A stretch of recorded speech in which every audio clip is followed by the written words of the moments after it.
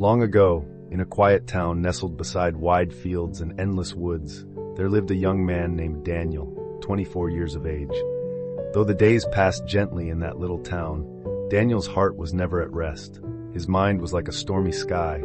Clouds of thoughts drifted in and out, filling him with sorrow for what had been and fear for what might come. Sleep often escaped him, and even the simple joy of a smile seemed lost. One evening, Daniel heard whispers about a distant hamlet deep in the hills.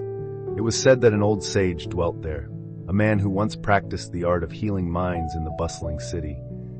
He had guided many souls toward peace, and now, in his final years, he had left the noise of the world to live quietly among trees and streams.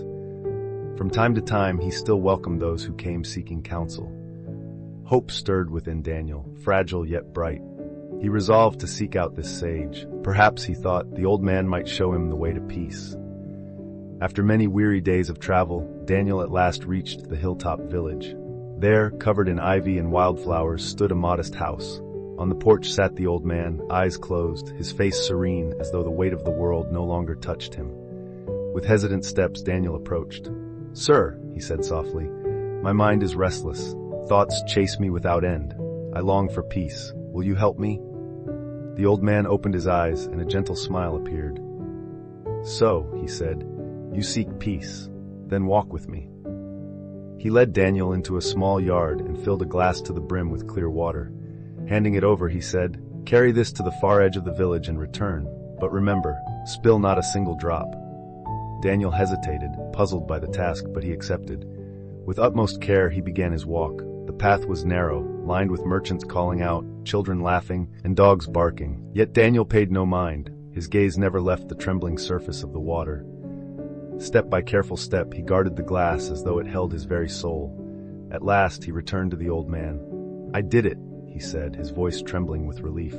Not a drop was lost. The sage nodded slowly. "Good, but tell me, did you see the children playing by the roadside? Did you hear the dogs bark?"